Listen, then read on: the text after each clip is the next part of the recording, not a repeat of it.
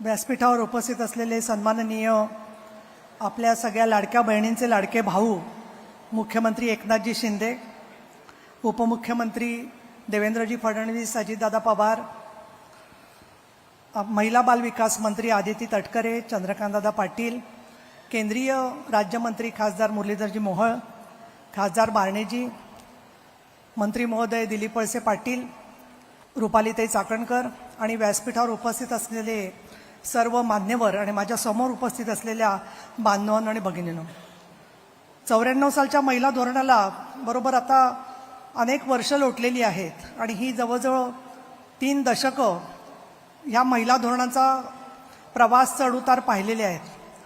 अनेक कार्यक्रम पत्रिका निघाल्या, निमंत्रण पत्रिका निघाल्या, परंतु आजच्या कार्यक्रमाची जी माझी लाडकी बहीण कार्यक्रमाची कार्यक्रम पत्रिका आहे ती कार्यक्रम पत्रिका मात्र अतिशय आगळी वेगळी आहे. आणि ही कार्यक्रम पत्रिका अशीच असेल की ज्याच्यामध्ये माननीय मुख्यमंत्र्यांसह सर्व आपल्या मान्यवरांचं नाव त्यांच्या आई सगट लावलेलं आहे.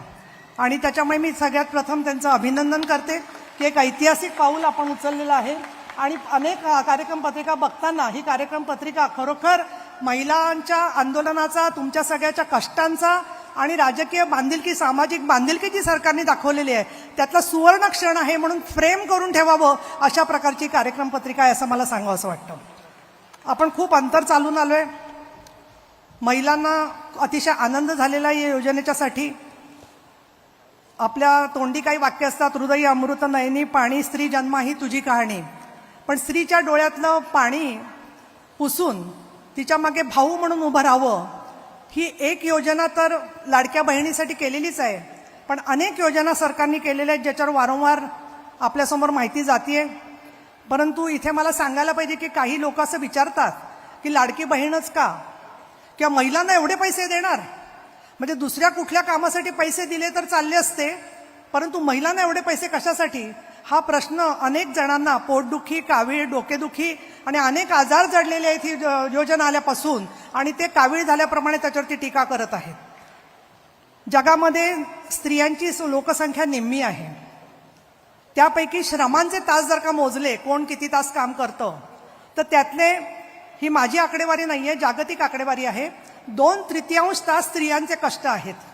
आणि महिलांना मोबदला किती मिळतो तर एकूण उत्पन्नाच्या 10% फक्त मोबदला स्त्रियांना मिळतो. आणि महिलांच्या नावावर जगातली प्रॉपर्टी किती आहे, मालमत्ता किती आहे, तर फक्त 1% प्रॉपर्टी आहे. आणि त्यामुळे त्या प्रॉपर्टीमध्ये थोडीशी वाढ, त्याच्यामध्ये मदत, त्याच्यामध्ये वृद्धी जर का सरकारने केली तर आमच्या विरोधकांना एवढं पोटात दुखण्यासारखं काही नाही आहे. तुम्ही एक पैसाही दिला नाही, उलट महिलांना फसवणूक करताय. मला आजच कळलं की एका व्यक्तीने, म्हणजे तो नगरसेवक म्हणतो, त्यांनी त्याच्या व्हॉट्सअप ग्रुपवर असं टाकलं की तुम्ही जर का याच्यात फॉर्म भरला तर तुमचे आहे ते पैसेही बँकेतून काढून घेतील. म्हणजे अशानं खरं तर समाजकंटक म्हणून त्यांच्यावरती कारवाई केली पाहिजे असं मला वाटतं. इथे माझं भाषण संपत असताना मी समाज सुधारकांचा उल्लेख करणं माझं कर्तव्य समजते. सन्माननीय सावित्रीबाई फुले, महात्मा ज्योतिराव फुले, डॉक्टर बाबासाहेब आंबेडकर, महर्षी कर्वे, लोकमान्य टिळक, गोपाळ गणेश आगरकर, कर्मवीर भाऊराव पाटील, शाहीर अण्णाभाऊ साठे, या सगळ्यांनी आपल्याला समाज प्रबोधनाचा वारसा दिला. ते हे पुणे शहर आहे. पुणे शहरात प्रबोधनाची परंपरा आहे. आणि अशा प्रबोधनाची परंपरा असणाऱ्या शहरामध्ये आपण जिल्ह्याचा नाही तर राज्याचा शुभारंभ करत आहात. आणि त्यामुळे मी असं नक्की म्हणेन की राजर्षी शाहू फुले आंबेडकर यांची विचाराचा वारसा माननीय मुख्यमंत्री एकनाथ शिंदे आणि उपमुख्यमंत्री देवेंद्र फडणवीस आणि उपमुख्यमंत्री अजितराव पवार हे तिघजण पुढे नेत आहेत. हे तुमच्या सगळ्यांच्या उपस्थितीवरून मला खात्री त्याची वाटते. सावित्रीबाई फुले नसत्या तर आज नीलम गोरे उपसभापती नसते आणि तुमच्यासमोर स्टेजवरही आम्ही कोणी महिला दिसलो नसतो. आणि म्हणून सावित्रीच्या लेकींना हे जे लाडक्या बहिणी म्हणून आपण जे मदत केलेली आहे, पाठिंबा दिलेला आहे, तर ते ऋण लक्षात ठेवून अजून महिलांपर्यंत पोहोचेपर्यंत no one should be left behind, कुणाला मागे न ठेवता सगळ्यांना बरोबर घेऊन जाण्याचा आपण संकल्प करूया. धन्यवाद. जय भीम, जय महाराष्ट्र. एबीपी माझा, उघडा डोळे बघा नीट.